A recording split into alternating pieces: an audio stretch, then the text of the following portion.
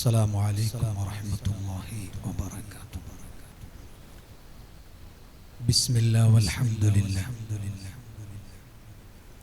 الذي لم يلد ولم يولد ولم يكن له كفوا أحد ليس كمثله شيء وهو السميع البصير.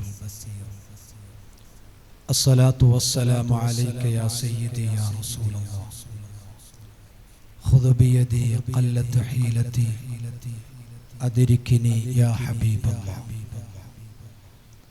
ഏറ്റവും ആദരണീയരായ സാദാത്തുക്കൾ,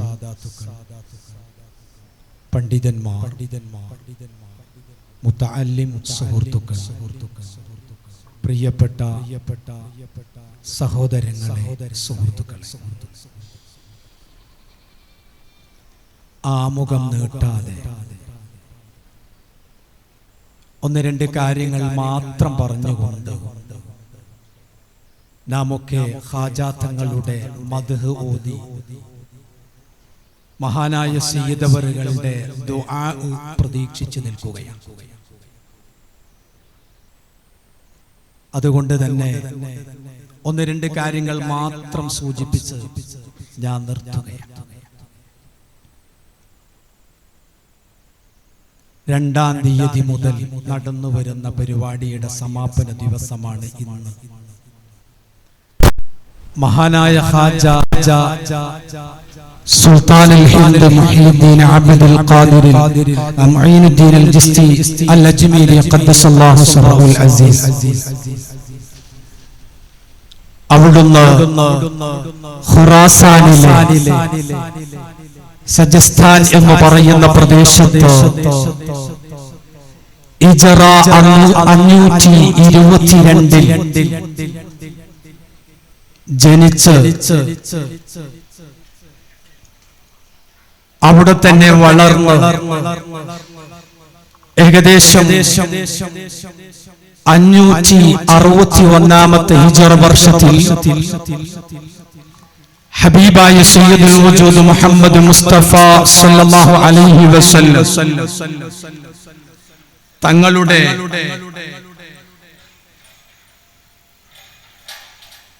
റൗള സിയാറത്തിനെത്തുകയും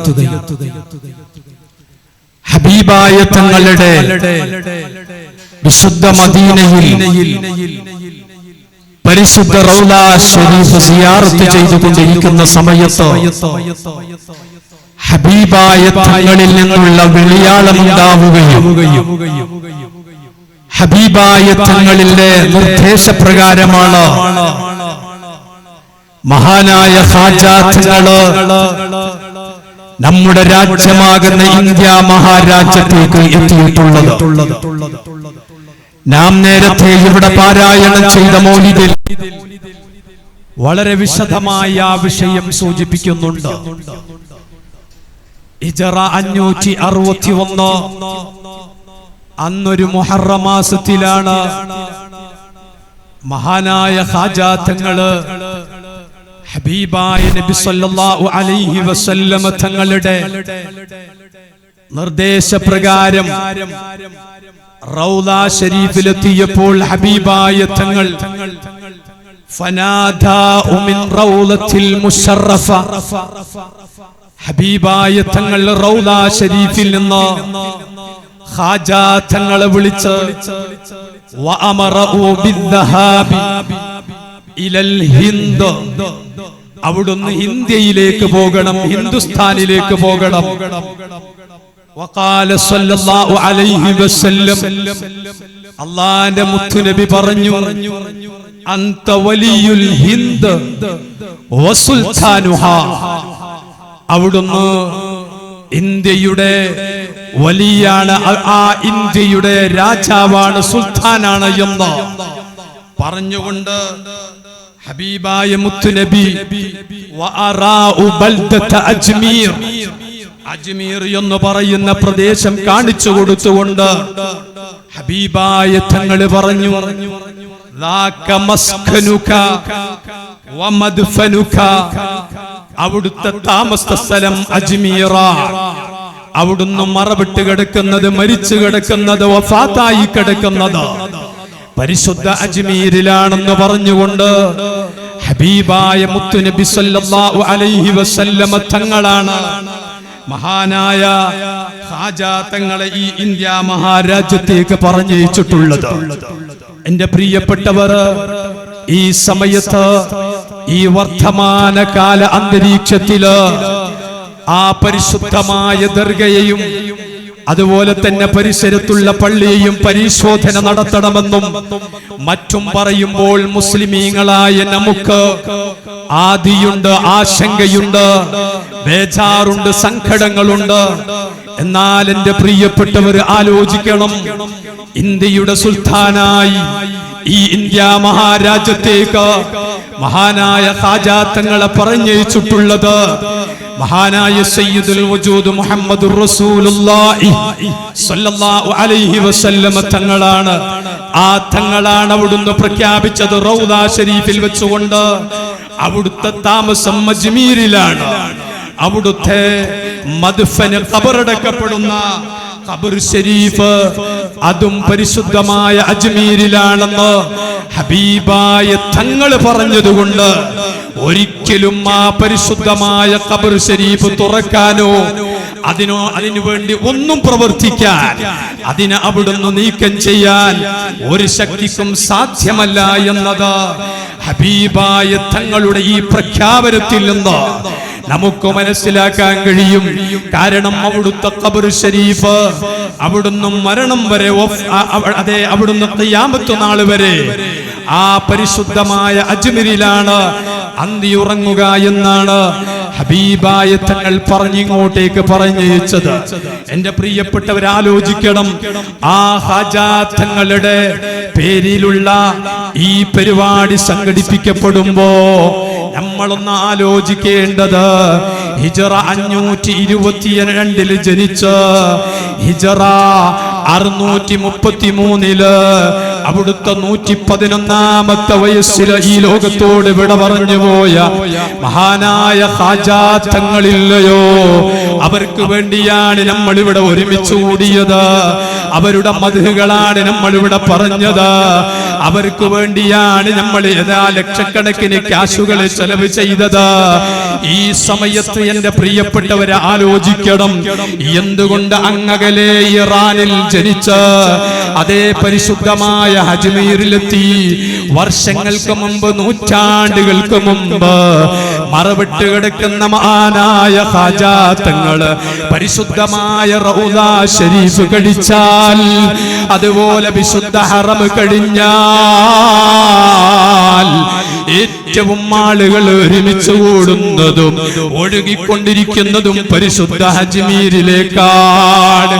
ഉറൂസിന്റെ മാസമല്ലേ കഴിഞ്ഞ അതേ റജബ് 6, അന്നത്തെ ദിവസം ജനലക്ഷങ്ങളാണ് അവിടെ ഒഴുകിയെത്തിയത്. എന്നാൽ എന്റെ പ്രിയപ്പെട്ടവരെ, ഇവിടെ നമ്മൾ മനസ്സിലാക്കേണ്ടത്, നൂറ്റാണ്ടുകൾ കഴിഞ്ഞിട്ടും നമ്മൾ അവരെ ഓർക്കുകയാണ്, അവരെ അനുസ്മരിക്കുകയാണ്, അവർക്ക് വേണ്ടി ഒരുമിച്ച് കൂടുകയാണ്. എന്നോട് ചോദിച്ചാൽ എനിക്ക് എന്റെ ബാപ്പയുടെ പേരറിയാം, ഉപ്പാപ്പയുടെ പേരറിയാം. പക്ഷേ എന്നോട് ചോദിച്ചാൽ ഉപ്പാപ്പയുടെ പേര് ചോദിച്ചാൽ ഒരു പക്ഷേ എനിക്ക് പറയാനറിയില്ല, അവിടുത്തെ ഖബററിയില്ല. പക്ഷേ നൂറ്റാണ്ടുകൾ കഴിഞ്ഞിട്ടും അജ്മീർ ശൈഖിനെ നമ്മൾ ഓർക്കുന്നു, കഴിഞ്ഞുപോയ മഹത്തുക്കളെ നമ്മൾ ഓർക്കുന്നു. കാരണം എന്താണ്? അതിന് മഹാന്മാർ പറഞ്ഞ കാരണങ്ങൾ, അവര് അല്ലാഹുവിനെ ഓർത്തവരാണ്. അവരുടെ ഖൽബ് നിറയെ അല്ലാഹ് എന്ന ചിന്തയായിരുന്നു. അല്ലാഹുവിനെ അനുസ്മരിച്ചുകൊണ്ട് ജീവിച്ചവരായിരുന്നു. അതുകൊണ്ട് അവർ ഖൽബ് നിറയെ അല്ലാഹുവിനെ ഓർത്ത് ജീവിച്ചപ്പോൾ അവരെ ഖിയാമത്ത് നാൾ വരെ അനുസ്മരിക്കുന്ന ഓർക്കുന്നൊരു സമൂഹത്തെ അല്ലാഹു ഇവിടെ നിലനിർത്തുകയാണ്. അപ്പോൾ ഇതുപോലുള്ള സദസ്സുകൾ നടക്കുമ്പോൾ ഞാൻ ചുരുക്കുന്നു, നമ്മുടെ മനസ്സിലേക്ക് കടന്നു വരേണ്ടത് ഇവിടെ എത്ര ആള് കൂടിയെന്നല്ല, അവിടുത്തെ ഭക്ഷണം എങ്ങനെയായിരുന്നു എന്നല്ല, എന്തേ അവരെ ഓർക്കുന്നു എന്നതുപോലെ എന്നെയും ഓർക്കപ്പെടണമെന്ന ചിന്തയാണ്. അതുകൊണ്ട് അവർ അല്ലാഹുവിനെ ഓർത്ത് ജീവിച്ചു. അവരെ ജീവിതം എന്താണ്, അവരെങ്ങനെ ജീവിച്ചു എന്നാണ്. ഒരുപാട് കറാമത്ത് അവിടുത്തേത് പറയാനുണ്ട്, സമയമില്ല. ഞാൻ ഒറ്റ കാര്യം പറഞ്ഞു നിർത്തുന്നു. ഇവിടത്തെ സമാപന വേദി ഇന്ന് സമാപിക്കുമ്പോ അതിന്റെ കൂടെ നടത്തുന്നത് സമൂഹ വിവാഹം നടത്തുകയാണ്. മഹാനായ ബഹുമാനപ്പെട്ട പാണ്ഡിത്യങ്ങള് അല്ലാഹു ദീർഘായുസ്സു നൽകട്ടെ, ആഫിയത്ത് നൽകട്ടെ. ഇന്ന് രാവിലെ സുബഹിന്റെ സമയത്ത് സുബഹി നിസ്കരിച്ച റൂമിലേക്ക് കയറുമ്പോഴാണ് തങ്ങൾ വിളിക്കുന്നത് അജ്മീർ ശൈഖിന്റെ മജ്ലിസാണ്. അതേ തങ്ങളുടെ വിളിയാണ്. ഇവിടെ വന്നൊന്ന് ദുആയിൽ പങ്കെടുക്കാമെന്ന ഉദ്ദേശത്തോടെ എത്തിയതാണ്. അല്ലാഹു അജ്മീർ ശൈഖിന് വേണ്ടി ഒരുമിച്ച് കൂടിയ നമുക്ക് ആ ശൈഖ് തങ്ങളോടുകൂടെ നാളെ സ്വർഗത്തിലും സംഗമിക്കാം. ഇത് കാരണമാക്കി തരട്ടെ. ഈ സമൂഹ വിവാഹം ഇവിടെ തെരഞ്ഞെടുത്തത് ഞാൻ മനസ്സിലാക്കുന്നു. മഹാനായ ഖാജാ തങ്ങള് അവിടുന്ന് ഒരുപാട് ഉപദേശങ്ങൾ പറഞ്ഞ കൂട്ടത്തില് അവിടുന്ന് പറഞ്ഞൊരു ഉപദേശമുണ്ട്, മുഅ്മിനീങ്ങളെ, മൻ ശാഅ അൻ യൻജു മിൻ അദാബി യൗമിൽ ഖിയാമ.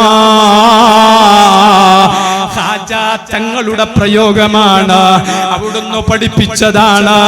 ഇവിടത്തെ സംഘാടകർ സമൂഹ വിവാഹം തെരഞ്ഞെടുത്തത് ഖാജാ തങ്ങളുടെ ആ പ്രഖ്യാപനം കണ്ടിട്ടാണെന്ന് ഞാൻ മനസ്സിലാക്കുന്നു. ഖാജാ തങ്ങൾ പറഞ്ഞു, മൻ ശാഅ അൻ യൻജു മിൻ അദാബി യൗമൽ ഖിയാമ. ദിവസത്തിലുള്ള അദാബിൽ നിന്ന് രക്ഷപ്പെടണമെന്ന് ഒരാൾ ആഗ്രഹിക്കുന്നുണ്ടോ, ഫല്യകും ബി അഫ്ളലിൽ ഇബാദാത്ത്. അവരെ അഫ്ളലുൽ ഇബാദാത്ത് ചെയ്യണം. ഇബാദത്തുകളുടെ കൂട്ടത്തിൽ ഏറ്റവും അഫ്ളലായ കർമ്മങ്ങളുണ്ട്, അത് ചെയ്തേക്കണമെന്ന് ഖാജാ തങ്ങള് അവിടുത്തെ മുരീദന്മാരോട് പറഞ്ഞപ്പോ, അവിടുത്തെ അനുയായികളോട് പറഞ്ഞപ്പോ, അവിടുന്ന് മുരീദന്മാര് ചോദിച്ചു, അല്ല തങ്ങളെ, നിങ്ങൾ ഉദ്ദേശിക്കുന്ന അഫ്ളലുൽ ഇബാദത്ത് ഏതാണ്? ഏറ്റവും അഫ്ളലായ കർമ്മങ്ങൾ ഏതാണ്? ഒന്ന് പറഞ്ഞു തരുമോ? അപ്പ അവിടുന്ന് ഖാജാ തങ്ങൾ പറഞ്ഞത് ഇഗാസത്തുൽ മൽഹൂഫീൻ വഖദാഉ ഹാജാത്തിൽ ബായിസീൻ വഇത്ആമുൽ ജാഇഈൻ. പ്രയാസം അനുഭവിക്കുന്ന ബുദ്ധിമുട്ടുന്ന സാധുക്കളില്ലയോ, അവരെ സഹായിക്കലാണ്. അതാണ് ഇവിടെ നടക്കാൻ വേണ്ടി പോകുന്നത്.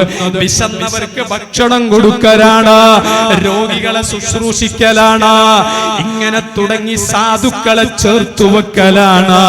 അതുകൊണ്ട് തന്നെ മഹാന്മാരായ സാദാത്തുക്കളുടെ നേതൃത്വത്തിൽ നടക്കുന്ന ഈ സംഘാടക സമിതി തെരഞ്ഞെടുത്തത് ഈ നമ്മുടെ വേദിയുടെ സമാപന വേദി ഇവിടെ 2-ാം തീയതി ആരംഭിച്ചു.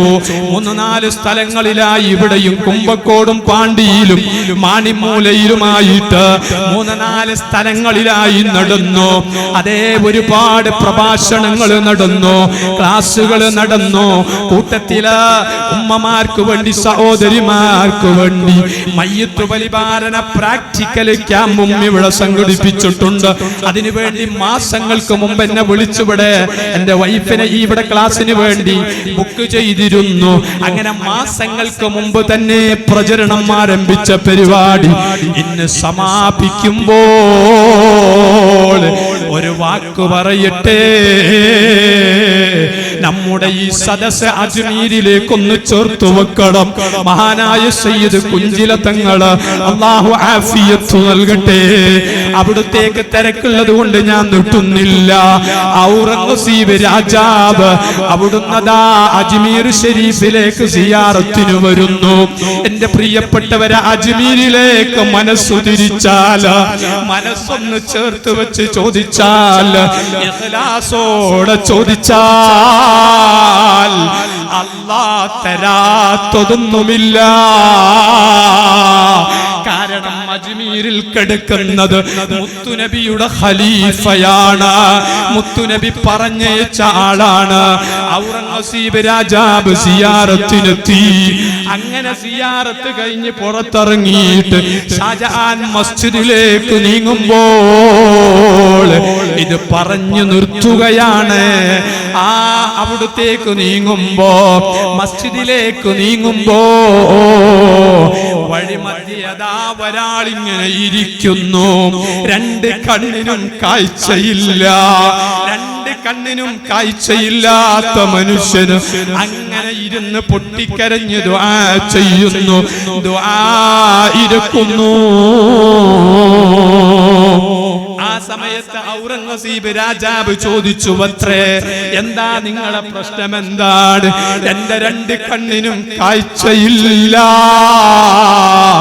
ദിവസങ്ങളായി ഞാൻ ഇവിടെ വന്ന് ദുആ നടത്തുന്നു, ഇതുവരെ ദുആക്ക് ഇജാബത്ത് കിട്ടിയിട്ടില്ല. എന്റെ കണ്ണിന്റെ കാഴ്ച തിരിച്ചു കിട്ടിയിട്ടില്ല. മഹാനായ രാജാവ് പറഞ്ഞു, മോനെ, നീ ഇഖ്ലാസോടെ ദുആ ചെയ്തോ. ഞാൻ പള്ളിയിലേക്ക് പോയി തിരിച്ചു വരുമ്പോ അതാ നിന്റെ കണ്ണിന്റെ കാഴ്ച തിരിച്ചു കിട്ടിയില്ല എങ്കിൽ നിന്റെ തല ഞാൻ വെട്ടിക്കൊന്നുകളയും. അവിടുന്ന് രാജാവ് പറഞ്ഞിട്ട് പോയി, നീ ഇഖ്ലാസോടെ ദുആ നടത്തിക്കോ. ഖാജാ തങ്ങളെ തരാത്തതൊന്നുമില്ല. കണ്ണ് പൊട്ടനായ, കണ്ണിന് കാഴ്ചയില്ലാത്ത അന്ധനായ മനുഷ്യനതാ കരയുകയാണ്. അല്ലാ, അതേ രാജാവ് തിരിച്ചു വരുമ്പോ എന്റെ കണ്ണിന്റെ കാഴ്ച തിരിച്ചു കിട്ടിയില്ല എങ്കിൽ എന്നെ കൊന്നു കളയുമല്ലോ. മനസ്സോട് ചേർത്ത് ആത്മാർത്ഥമായി പൊട്ടിക്കരഞ്ഞ് ദുആ ചെയ്യുന്നു. അതാ കണ്ണിന്റെ കാഴ്ച തിരിച്ചു കിട്ടുന്നു. രാജാവ് മടങ്ങി വരുമ്പോ ചോദിക്കുന്നു, അല്ല, നിങ്ങളെ കാഴ്ച തിരിച്ചു കിട്ടിയല്ലോ. അതേ, കിട്ടിയിരിക്കുന്നു. നിങ്ങൾ നേരത്തെ തന്നെ ഇഖ്ലാസോടെ ചോദിച്ചിരുന്നുവെങ്കിൽ നേരത്തെ തന്നെ കിട്ടുമായിരുന്നു. നേരത്തെ ചോദിച്ച ചോദ്യം അത് ഇഖ്ലാസോടെ ചോദിച്ചിട്ടില്ല. അതുകൊണ്ട് ഞാൻ നിർത്തുകയാണ്. ഇവിടെ അജ്മീർ ശൈഖിന്റെ മജ്ലിസിൽ ഒരുമിച്ച് കൂടിയ സഹോദരങ്ങളോട്, കൂട്ടുകാരോട്, നാട്ടുകാരോട് പറയാനുള്ളത്, ലക്ഷങ്ങൾ മുടക്കിയുള്ള ഈ പരിപാടി നമുക്കൊന്ന് വിജയിപ്പിക്കണം.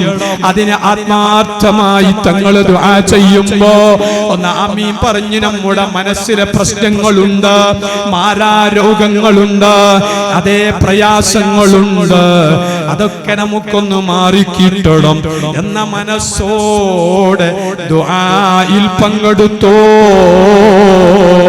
ഇൻഷാ അല്ലാഹ് സമാപന വേദി അത് സാധുക്കളുടെ വിവാഹത്തോടെ സമാപിക്കുകയാണ്.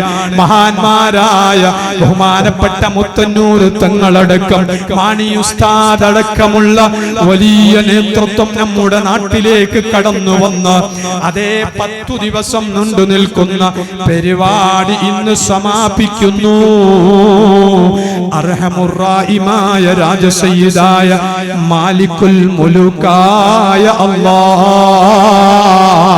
ഇതിനു വേണ്ടി ആരൊക്കെ അന്നു മുതൽ ഇന്ന് വരെ പ്രവർത്തിക്കുന്നവരുണ്ടോ, അധ്വാനിക്കുന്നവരുണ്ട്, കഷ്ടപ്പെട്ടവരുണ്ട്, പ്രയാസപ്പെട്ടവരുണ്ടോ, സാമ്പത്തികമായി ശാരീരികമായി, അതേ ബഹുമാനപ്പെട്ട പാണ്ഡിത്തങ്ങള്, അതുപോലെ സുഖൈഫി ഉസ്താദ് അടക്കമുള്ള ഈ നാട്ടിലെ പ്രവർത്തകന്മാരുണ്ട്, നാട്ടുകാരുണ്ട്, ചെറുപ്പക്കാരുണ്ട്.